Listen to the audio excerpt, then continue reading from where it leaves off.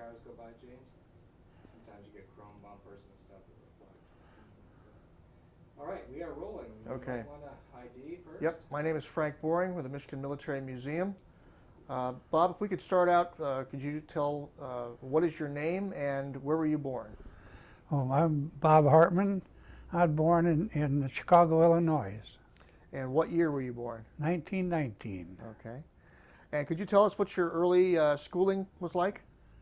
Well, I went to school in Muskegon through the kindergarten, stuff like that, but in Hall School here in Grand Rapids, and I wound up at South High School where I graduated in 37. Okay. How did you first hear about the Guards? My brother talked me into it. He was in the Guards, and he said it's a good way to make a buck or two a night. So, and things were tough back there, and so I'd been in the CCC camp for 6 months, and so later on, in 38, I joined the Guards with him. What's the CCC camp? Civilian Conservation Corps. For those of us that don't know what that is, what is that? Well, it's a group. They take you up in the forest up here, and you plant trees. That was our main objective, planting trees. And we got $30 a month for going to camp, and they sent 25 of it home to our parents. So we lived on $5 a month, and we enjoyed it. So what was the appeal of the National Guard? Just being there with all the guys and talking, learning things. You start right from the beginning. You learn how to take a rifle apart and put it back together and drill and march in step and obey commands. One of the bad parts of it was that we used to wear the old wrap leggings in those days, and they were from World War I. And they were wide bandages that you wrapped around your legs and all the way up to the knee, and then you tied them and tucked them, and which is fine. But when you were in a parade, and you were scared they were going to come unwrapped, and that was the worst part of it. When you were marching down Monroe Avenue, and you're so afraid that that thing is going to come on loose, because they did if you didn't do it right. About how old were you when you joined the Guards? 18. Okay. Tell us a little bit more about your experience with the National Guards. Was this 7 days a week, or is it 4 days a week? All right. 1 weekend a month, but then we would take other times they would call us up and we would report, and we would go on maneuvers like down to Holland, which is 30 miles away, or Muskegon, and we would interact with the troops from down there and be gone for the weekend. And we enjoyed it because that meant extra money for every days you were gone. Was there a sense of danger going on in Europe and whatnot? Do you have any feeling of the war coming on? Not that we really thought much about it. Being at that age, you didn't think much about it. And we didn't read the paper. We didn't get the coverage, like they do now.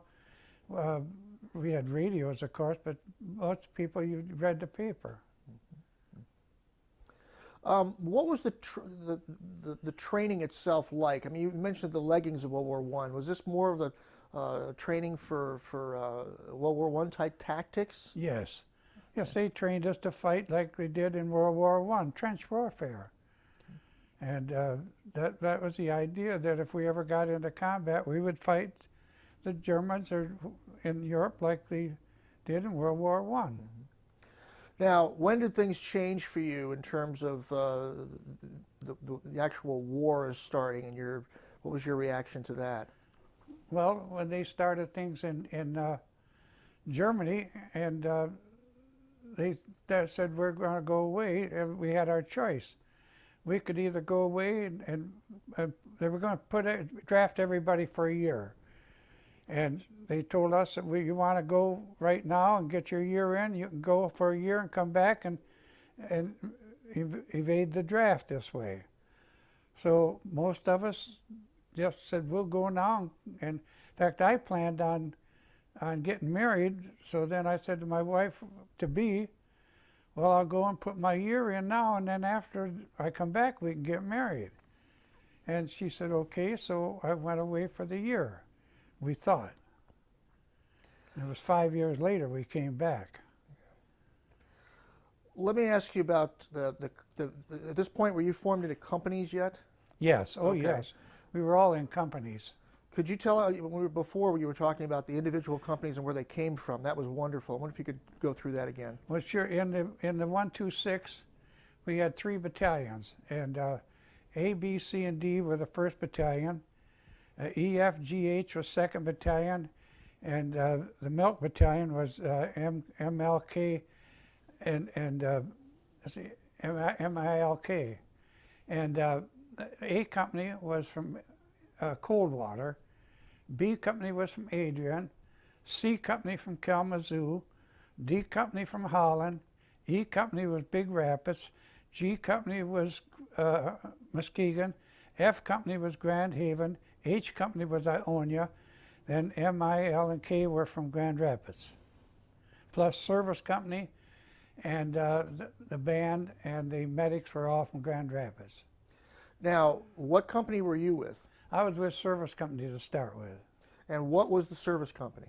Well, they had the trucks, most of the trucks, and they moved troops around, and they also furnished all the clothing. They were like a small quartermaster outfit, only in the regiment. And we supplied the ammunition and the food and clothing and everything else that was needed. Now, what did you do specifically? I drove truck part of the time, and part of the time I was supply sergeant. So you already achieved the rank of sergeant by this time. Oh yes, but I got married, I was a sergeant. A year later, I was made sergeant. Well, this may sound like a stupid question, but what were your duties as a sergeant? Well, at that time, I just handed out supplies from the supply tent. And that was just mainly clothing and ammunition and rifles. We took care of all the rifles and all the armament. And the only armament we had in supply company was rifles. The other companies had machine guns and mortars, but we didn't have any. And we had sidearms. A lot of us had sidearms. Now, try and give us an idea of what the daily life was like at this particular time. You got up in the morning, you went to breakfast. So tell us a little bit about that. Well, that was, if you were in a line company, you got up in the morning, you stood in line for breakfast, and depending on how long, you might be in line from anywhere from 10 minutes to 45 minutes, depending on the amount of time it took you. And then after breakfast, you got in line, you marched out in the field, and you went through a lot of training. And it was basically just run, fire, and fall down, and like they did in World War I. Now, give us an idea of what the food was like at this particular place. In Louisiana? Yeah. Oh, the food was pretty good, yeah, except it depended on your cooks. The meat that they served was good meat, and it depended on what the cooks did with it. And we had men that went to baker school, could bake bread and pastries and cakes and donuts, and if you had good bakers and good cooks, you got good food. And ours would vary depending on the mess sergeant and the cooks. And we would go from poor to good, but most of the time it was fairly good. Not very many complaints. Was there any kind of schooling going on besides the training and was there any kind of training about where you were going? Or No, never a word was said except for the training. And we went on maneuvers, and that lasted a month or two. And we ranged all around Texas, Louisiana, and as far over as Alabama and back, and it was just truck movements, and you had the Red Army and the Blue Army fighting each other. And out of this came a lot of good officers that went to Europe, like Patton was in the maneuvers, Bradley was in the maneuvers, Eisenhower was part of the maneuvers, and I can't think of all of them, but they were all, it helped these officers. Plus we had a lot of officers from World War I. And we had, like, our company commander at that time was Captain Henry D. McNaughton, who was the principal at Ottawa High School here. Our chaplain happened to be Reverend Dorr, who was the principal at South High School when I went there. So, I mean, and we had Colonel Howe, who was a teacher over at Union High School. And we had a lot of other men that were involved in the city of Grand Rapids that went with the Guards. Just so people have a better understanding of the guys that you were with, were some of these people you knew, or at least you knew their families? No, I didn't know anybody, any families. I had a friend, I met his family, but I knew his family, and I met Clayton. His name was Clayton Van Amberg. When he was drafted, see, our first draftees came in April, and we were there in October, and our first bunch of draftees happened to come from Grand Rapids area. And so we were lucky there because a lot of the guys met their friends, and then I was told that Clayton was going to be in the draft, and so I went over and saw him, and then I got him transferred to my company. And so we became buddies. Now, when did things change for you then in terms of the training and all that? Now you got the word that you're going to go to war. Right. Well, that was December 7th, really, of Pearl Harbor Day. And Clayton and I were up in Jackson, Mississippi. We had got, they used to come by and give us free tickets to go different places. And so we got some tickets to go up to, and a friend of mine who had another friend had a car, so three of us went up to Jackson, Mississippi, which was 100 miles away. And we saw Jackson, or the Old Miss play, and football, and then we came out of there, and later we found out that they had bombed Pearl Harbor, and for everybody to get back to camp as soon as they could. What was your reaction? Well, same as everybody else. Uh-oh, we're in for it now. Yeah. So we headed back to camp, and then they just scattered us around. Like a lot of the troops were put guarding various bridges and water supplies and things like that, and we stayed there for a few months, and then they shipped us up to Camp Fort Devens, Massachusetts. Now, what happened? What happened there in Fort Devens, Massachusetts? Well, we were there for about a month, and then they turned around and put us all on a plane, or a train rather, and sent us back to Frisco. And this was a fiasco because we landed in Frisco and they had no place to bunk us. So they had the Cow Palace, which is a arena where they have rodeos. And it's all dirt floor and the seats all around, and it's all cement. And they said, you're going to stay here for a while. So the troops that were lucky got set down on the floor. Some were out in the aisles around there, where the refreshment stands used to be. And our company was told, we're taking the seats. And they gave us folding cots, and they said, spread them across these seats. Now, if you've ever been in a place where you've sat down in these folding seats and tried to put an army cot across there, it's just impossible. So we tried it, it was just ridiculous because the handles stick up, there was no place for the legs. So we wound up sitting up in the seats for about 10 days that we were there. Give us an idea of the number of people that were at this Cow Palace. Probably 5,000. Okay. That was our regimental strength, roughly. So this is a lot of people Right. in a cow palace, basically. Right. Well, some of them were in the dog track, which was next door. They only housed probably about 300-400 people. I don't know what the dog track was, or just a building where they raced dogs, I guess. Well, what was the scuttlebutt going around during this time? I mean, you're anticipating getting into war, but what were you guys talking about? Not much that we could talk about. We were just waiting our time and wondering where we were going to go. We knew we weren't going over to England like they planned, and we had no idea. We'd never heard of Australia, and much less New Guinea. And so then they took us over to Angel Island, which is a embarkation point, and then we were loaded on the Lurline there. So what were you told before you got onto the Lurline? I mean, did you know where you were going? No, we had no idea. They told us part of the time over there, and I think it was quite a ways out before we ever found out we were going to Australia. All right, so let's talk about getting on the Lurline. Describe what the Lurline was.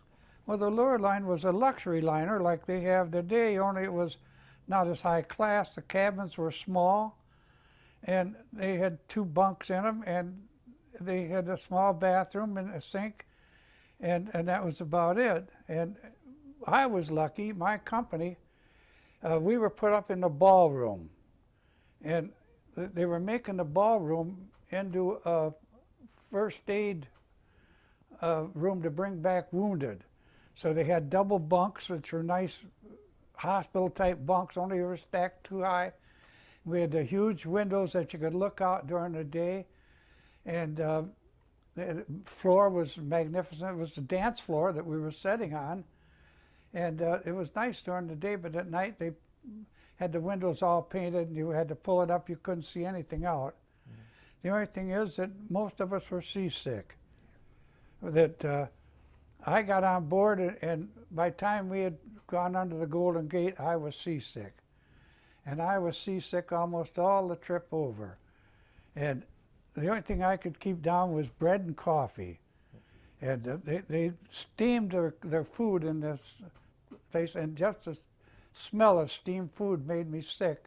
But I wasn't alone, and my CO, Al Miedendorf, said, "It's just in your mind. You guys are just think you're seasick." But 2 days later, he was leaning over the rail like the rest of us. So we had no problem there. I was understanding that a buddy of yours decided that he thought he had a cure for this called lemon drops. Oh, yeah. So Ed Zudzik thought lemon drops. And the purser, I think, was making money off of selling lemon drops because they were making a good deal. They'd sell you a jar of lemon drops for $1.50. And I got down 4 or 5 of them, and I just got sick of lemon drops. And I'm heaving up lemon drops instead of everything else. But Ed Zudzik swore by them, so they helped him, so there must be something in the lemon drops. But they had no Dramamine. They had no Dramamine in those days. In fact, we had very little supplies like they have now. Yeah. So we were not too lucky there. Now, when you cross the equator, and you have not crossed it before, there's a ceremony that it goes on, an infamous ceremony. Why don't you tell us about the King Neptune ceremony? Well, they shave your head, and I'm trying to think, you're a pollywog until you get your head shaved and all this, and then you became a, what is it? I forget the term now, but it was quite a ceremony. They have one of the sailors dresses up like Father Neptune, and he has a spear and a thing, and they go around, they drag people out of the crowd, and they shave their heads, and I didn't get my head shaved then, but I liked it so well that I had my head shaved, and I've kept it shaved ever since. So the trip over is quite difficult because of the seasickness and all. Where did you land when you finally? We landed in Adelaide, and it took us 31 or 32 days for this trip, because we had to detour way out around, and I don't ask me how, but we detoured way out around, come in Adelaide, which is the other end of Australia, because the Battle of the Coral Sea was going on with the Navy. And thank God we had our Navy out there to stop them, because we'd have probably been torpedoed. And then you zigzag every day, and they had 2 or 3 ships carrying troops. The 126 was on one troop ship, I know, and the 127 was on another, and the 128 was on another one. So there were 3 ships all from the Matson line carrying troops. And later on, they took these same ships, I guess, and practically dismantled them and put on these old these standby things where you slept 5, 6 deep, one on top of the other. But we were lucky there. Coming back, because troops slept like that. But I came back in a hospital ship. We'll get into that later. When you arrived in Australia, did you have any interaction with the Australians? Well, not too much. We landed, we were dressed up in our full wool uniforms. We had these old army coats that hung down to your ankles. We had army wools on. We had winter underwear even that they had issued us in Massachusetts because we planned on going over to England. And it was going to be cold over there, and we got to Adelaide, and it was like 85 or 90 degrees in Adelaide because you're close to the equator. But it took us a few days before we could get the regular type of uniforms. But we liked the Aussies. The Aussies were real good fighters, and they were good friends to us. Now, is this the group that came from Tobruk? Yeah, they called them the Rats of Tobruk. They fought in Africa, and for a couple of years, they'd been fighting the Germans, and they stopped Rommel.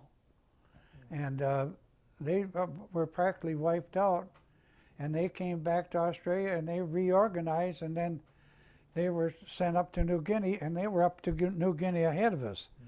We were not the first troops in New Guinea. The Aussies were there, and they went over the Owen Stanleys ahead of us. And they also helped, we used them as guides over the Owen Stanley. Now, did you go through any kind of training or maneuvers at this time? Not very much. We trained a little bit, not too much, because I don't think they knew what to train for. They had no idea. They'd go out in the morning and train, but the training was minimal. Well, I think the interesting point here is that the actual training you've had was World War I style trench warfare, and here you are about to embark into the jungles. Right. And then when we moved from Adelaide, we went by train up to Brisbane, which is the other side of New Guinea or Australia. And they had one of the troubled areas that they have different gauges of trains. And so you have to unload everything. You go so far. They have 5 states in Australia, and you go to one state, and then you'd have to unload, and because the tracks were a different gauge, and they would take everything off and go around and walk around, carry it, and put it on another train. Go so far. We had 3 stops like that to get to Brisbane. Now I understand it's all one gauge. But they had the same problem here back in the 1800s. So in Brisbane then, I have a note here about the uniforms Yes. and the camouflage. What kind of camouflage did you have, or what did you do? Well, we had no camouflage. We were just old green fatigues. And they didn't want us wearing just khakis, of course. We wore our green fatigues. And somebody came up with a bright idea. This came down from headquarters. They brought down some paint. And what kind of paint it was, I don't know, but they made us stand in line with our fatigues on, and they took brushes and they dipped them into the red, and they'd splash some here and they'd splash it around. Green, blue, yellow. This was supposed to make us camouflage.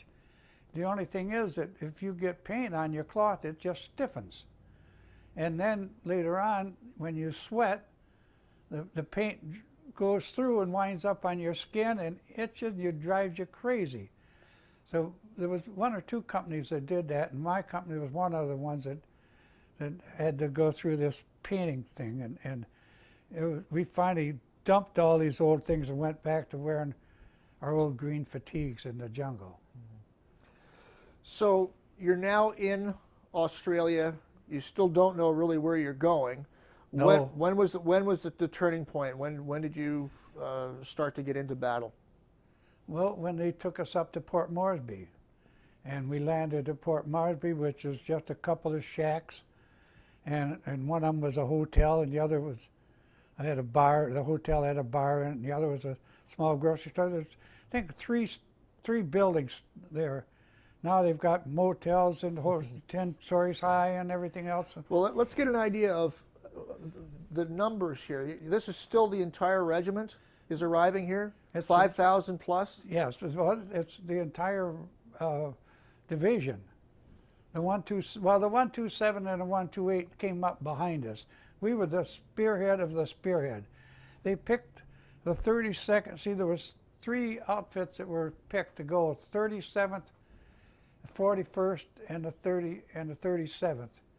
Three divisions, and they made the 32nd the spearhead of the 3. And then they came along and said, well, we'll pick the 126 to be the spearhead of the division. And then they came along and they said, we'll pick 2nd Battalion to be the spearhead of the battalion. And then they came along and they said, we'll pick E Company to be the spearhead of the battalion, and wound up like that. So we were the spearhead of the spearhead of the spearhead. Now, we had talked before about your being a sergeant and involved with trucks and all. What was your rank at this point, and what were your responsibilities? Platoon sergeant, which was a staff sergeant in those days, and then they elevated it to tech sergeant. Staff sergeant had 1 stripe underneath, and platoon sergeant had 2. So you have a lieutenant above you. Yes, well, a captain above that. Half the time. But let's get back to you then. What were your specific responsibilities? Make sure my platoon did everything right, and I looked after them like you would anybody that you're in charge of. And you're in command of the platoon, and the lieutenant gives you the orders, and I had buck sergeants underneath me, and they each had a squad, and I had 4 squads.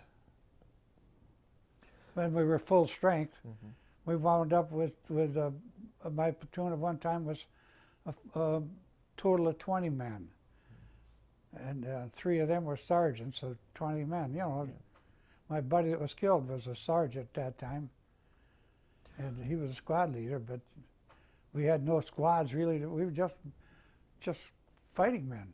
Well, we'll get to that as well. I'm trying to get an understanding of what the actual structure was before you actually went into battle. So you arrived at this small little area, as you say it, with a building and a couple of shacks and all that. Right. But I'm just trying to get a vision in my own mind of 5,000 plus men arriving at this. I mean, how did you actually get to the beach? That was the beach. Right, but how did you actually get there? Oh, E Company flew. They were the first company to ever fly into combat. And of any company during World War II, they never heard of it. But they needed somebody there in a hurry, so they flew us up to Port Moresby, and from then we moved over to, we called it Kalamazoo because we couldn't pronounce the name. So that was our base camp going over the Owen Stanleys, was Kalamazoo. And at that time, the tune that was popular was Kalamazoo. I've got a gal in Kalamazoo. And so that's where they picked it. And another reason they picked it was, see, we picked all code names for passwords with the letter L in them, because the Japanese could not pronounce L's. So I don't think it did us any good, but we used the word Roosevelt more than we did any other word for a password. Now that you've arrived, this whole group of people on this beach, right. Where did you go? We were at the 5 Mile Strip. It was 5. We were just, there was an airport there that the Aussies had, and of course then the Americans took it over. It was called the 5 Mile Strip, and then from there we based down at the end of it, and then we started walking over the Owen Stanley Mountain. So you're literally getting off an airplane, yeah, and starting a march. Yep, that's about it. So tell us about the walk on the Owen Stanley. Well, it was a nightmare. It's like climbing up a steep mountain with just a trail that was probably made by the natives for years, over the thousands of years that the natives were there. And they had they had one place there where Kalamazoo, they had a mission there, small mission, and a couple of Aussie missionaries, and they started us out, but we had native guides and a couple of Aussies leading us. But you clawed your way up this thing, and you would slide. It was the old thing, 3 steps forward, 2 steps back. And it took us 30-some days to travel this distance. Let's give an idea of people who have never been there. First of all, when you started the trip, was it in the morning, the afternoon, the night? When did you actually start? About noon was when we first started going, because we landed there and we started right away. What was the weather like? Well, when we first started, it wasn't too bad. It was rainy because we were on that side of the cliff, but the higher up you got, the more it rained all the time. You couldn't even light a fire to warm your food. You ate it cold. And we ran out of food, and they used to drop sea rations. They'd throw them out of the sides of these planes, but they would crash and break. So then they tried parachutes, and we lost a colonel who was on the plane like that because the parachute got wrapped around the tail fin.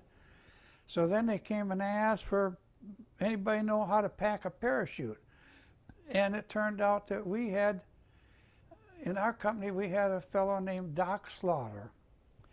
And his father and him used to have the balloon ascensions out to Reed's Lake here in the summer when I was a kid.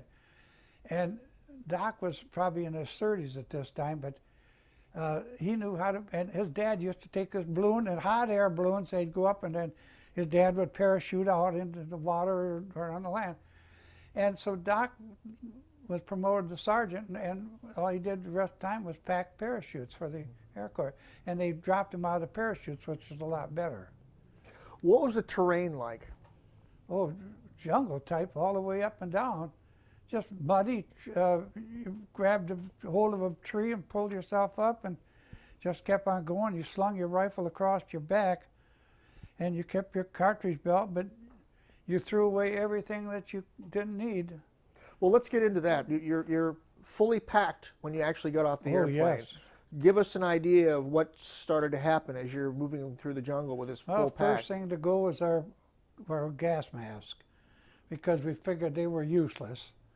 And then the next thing to go was your blankets, and we had what we called a shelter half.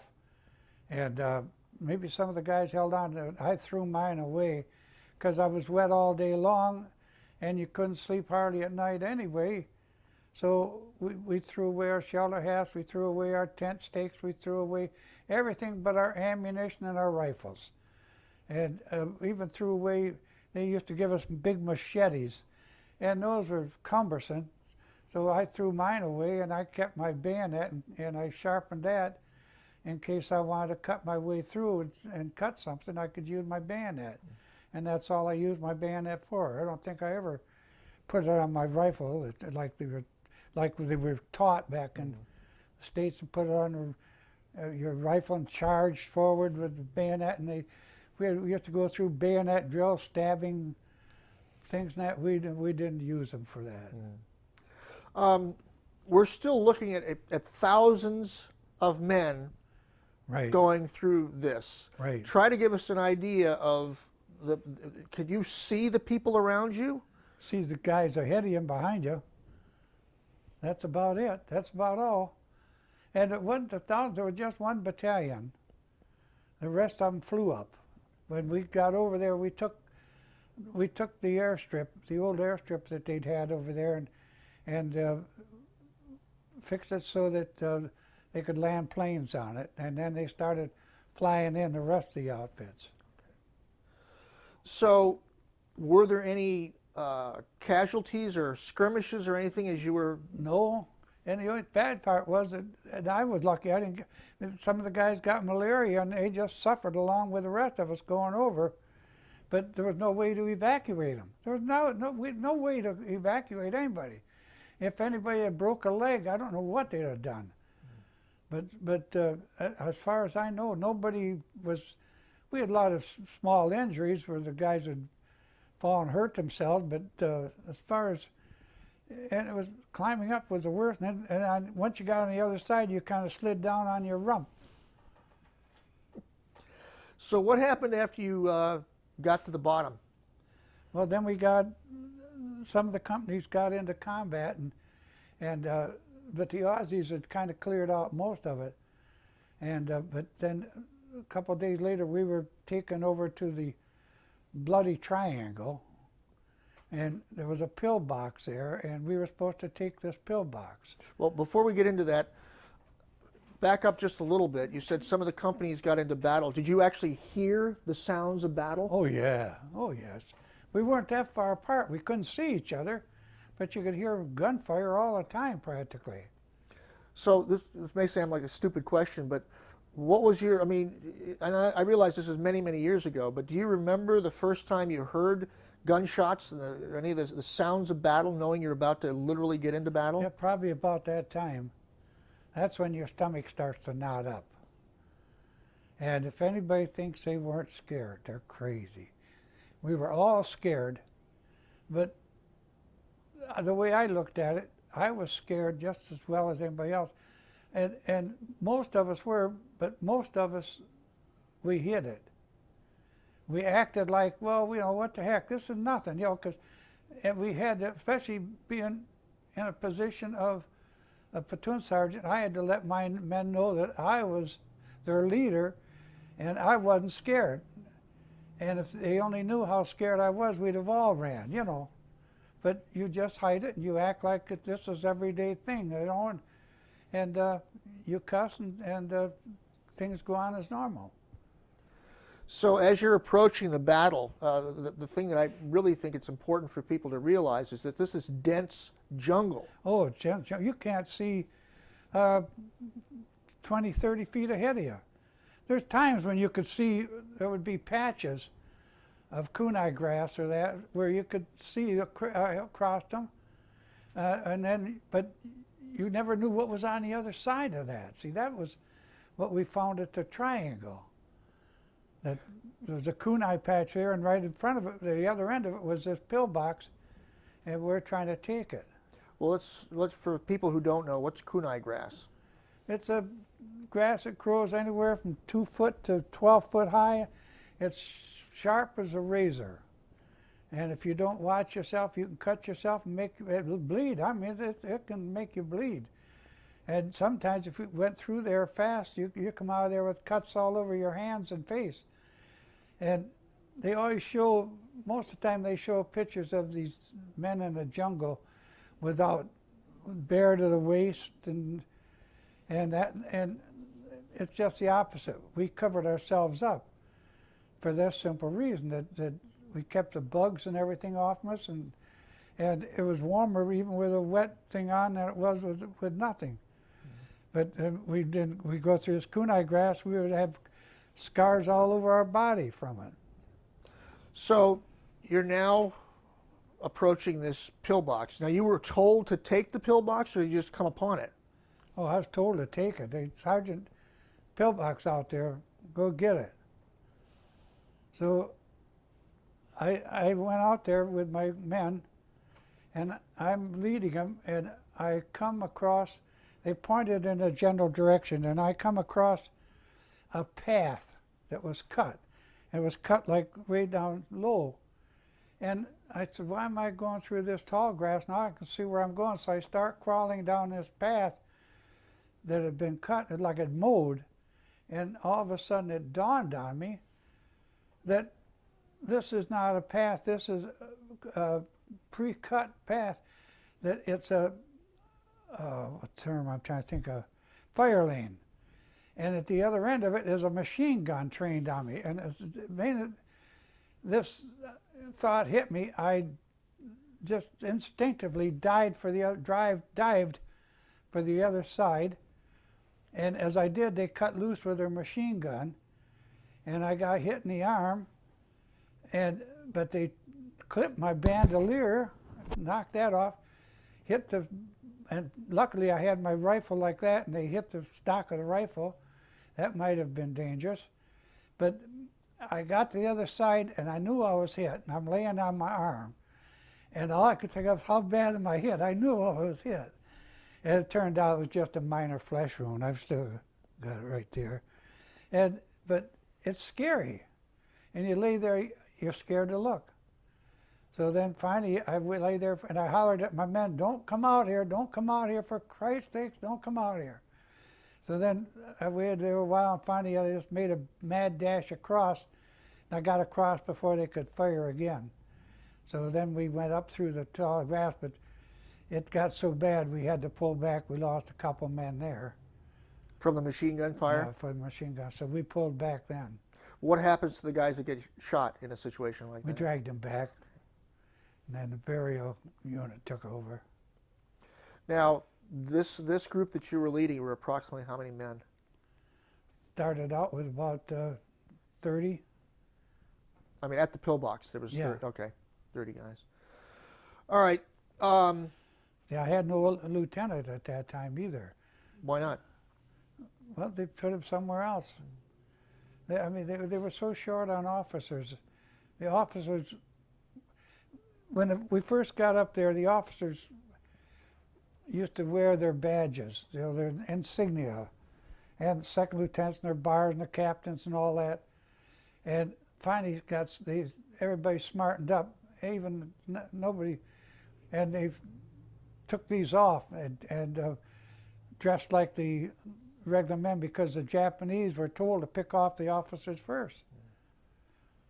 And that's what we tried to do. We tried to get their officers first.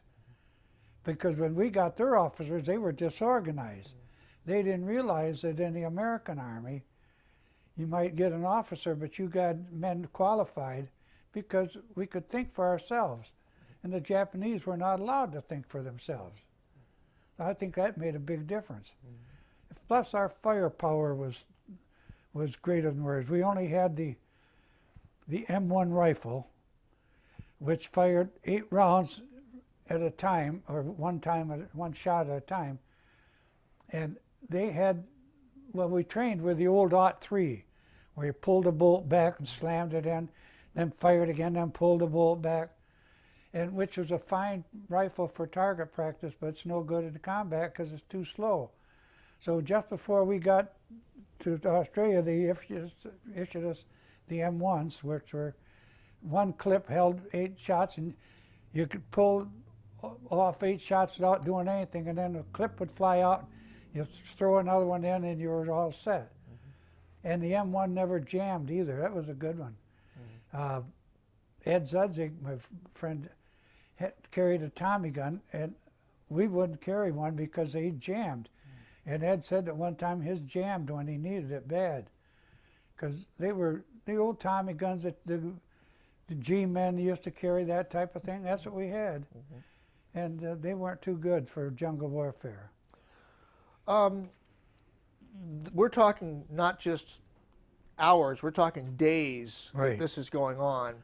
Oh, 3 months. Right, but give us an idea of, it wasn't constant battle every single moment. There were moments you could sit down to eat. What were you eating? Well, sea rations, which were just beans, 1 can of beans, 1 can of hash, 1 can of stew, and another small can that held 3 or 4 little hardtack cookies, plus a little can of instant coffee. And it wasn't as good as the instant coffee today, but it was then pieces of sugar and a couple of pieces of candy. But we've got to the point where we're living on 1 can of sea ration a day, which is like 4 ounces. But we couldn't carry more. We didn't want to carry more. When you dived, we were out on patrol or something, or going along, and all of a sudden they cut loose, you want to hit the ground. You don't want anything between you and the ground. And in fact, there was times when you didn't even want to carry a pack of cigarettes there because it kept you away from the ground. I mean, that might sound silly, but not when you got bullets flying at you. So there were several skirmishes throughout this period of time. Oh, yes. We were combat all the time. We could go back maybe a day, and one guy would go back, and this is another thing we did. I did it a couple times myself. We'd pick one guy and take his helmet. we'd go back and we'd get some canned heat, which was hard to get. Otherwise, if we could build a fire with something, we would. And we'd use this helmet for a cooking pot. And first thing you had to do was cook all the paint off the inside of the helmet, because you didn't want to eat that. And then we would throw in a handful of rice and a can of beans and mix them up, and 4 or 5 guys would share it. And one time I went back and I was going to really do something good. I took a can of beans, I got from one guy, and a can of stew from the other, and a can of hash from the other, and I threw in 2 handfuls of rice, and it's all over the place, but it was a mixture of all these things with the rice, and we ate it. And anybody ever told me the day I'd eat that, I'd tell them they were crazy. But when you're hungry, you eat what you get. Where do you get water? Oh, out of the streams, out of the rivers, out of anything. And we had canteens, of course, that we carried our canteen. And we had chlorine tablets that we put in there. And then about when you got a chance, if you ever got any time off, you'd take and knock the mud out of the bottom of your canteen, because you'd probably get a ½ inch of mud on the bottom of your canteen. And at one time, and this wasn't the only time, we were drinking this water. Come to find out, there was some dead Japs in the stream up ahead of us. But this wasn't isolated. This was common. But we drank any water we could. We had no water was carried in. You drank the water that was there, and most of the time it was pretty good, you know. But you got to hate the taste of the chlorine in it, but you weren't going to take any chances and not. Now, what about change of clothes, socks, boots? You took it down to the local laundromat. And We stayed with the same clothes all the time, and we didn't bathe, we didn't shave. I didn't shave for over almost 3 months.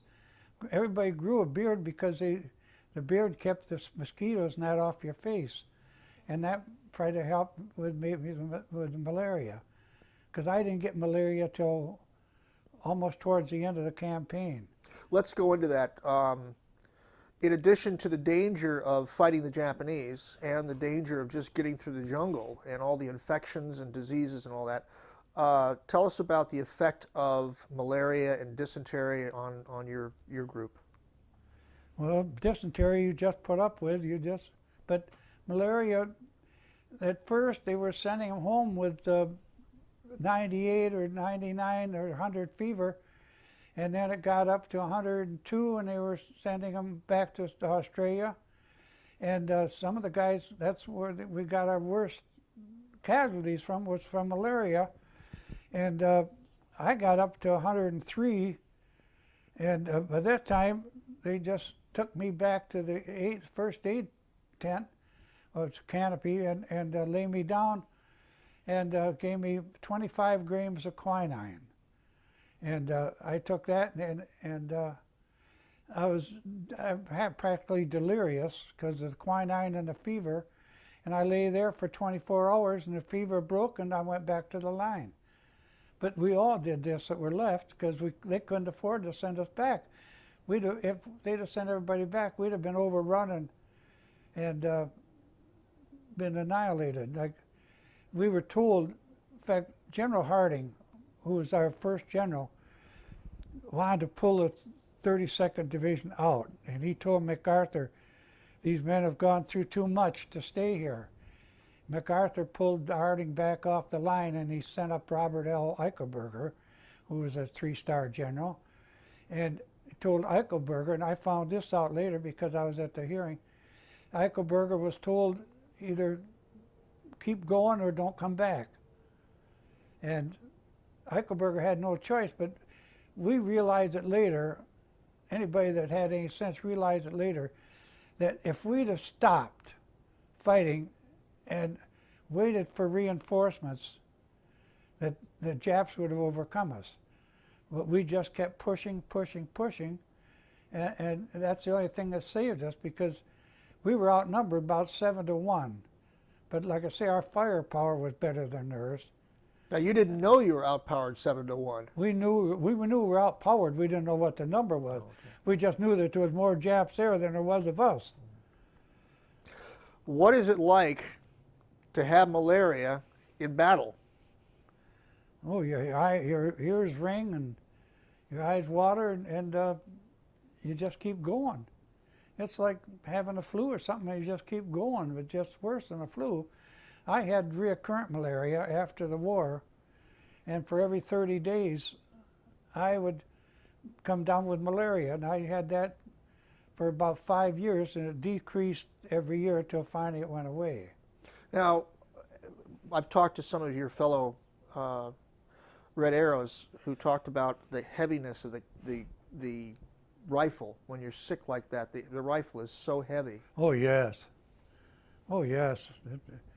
But it only weighed 7 or 6 pounds, something like that. I forget what it was now. But it seemed a lot heavier. But still, you hung on to it. That was your bread and butter. You didn't get rid of your rifle, and that's one thing we liked about the M1. You didn't have to clean them very often.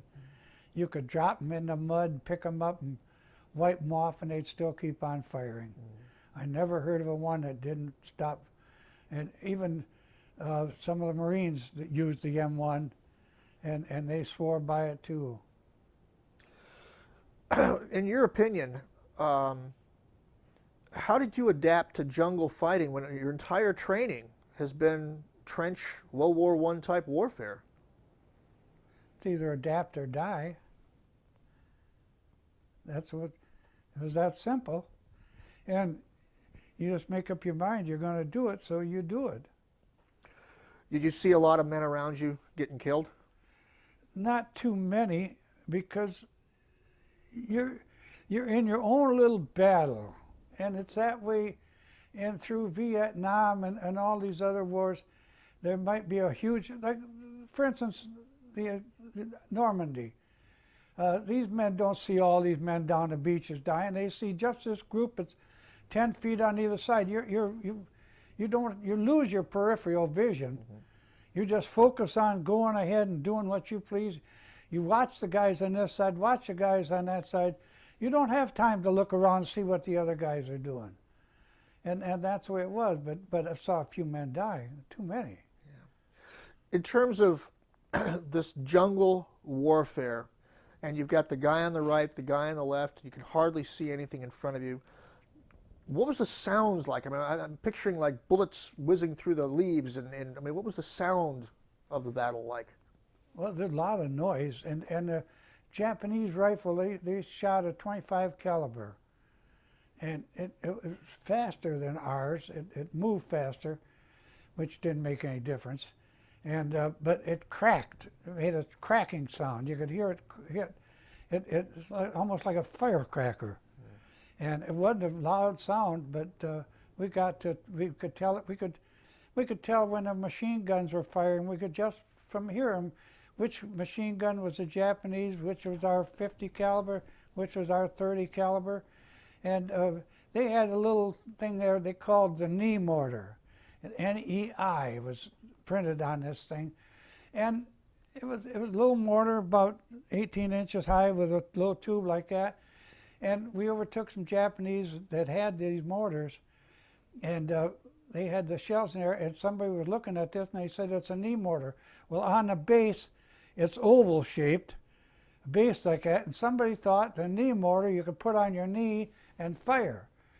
Well, I think somebody did try to fire it like that, and it broke their leg. But it was just, the manufacturer's name was Knee, N-E-I, and you could put them against a tree was what it was. They put them against a tree and throw it and fire their mortar shells. And they used their hand grenades were not as good as ours. They were just as dangerous, but they had a wooden plug in their hand grenade, and they had a pin through it and with a string around it, and they unwind the string and pull the pin out, and then they had to turn the hand grenade over and hit it onto something hard and drive the pin on the end of that wooden plug into the explosive to set it off, and then they had about 3 seconds to get rid of it. Where ours, we just pulled the pin and let the handle fly in through it. But we liked the Aussies better than ours, because the Aussies, our hand grenades were 5-second grenades. And if you pulled a pin and threw it, sometimes the Japanese would pick it up and throw it back.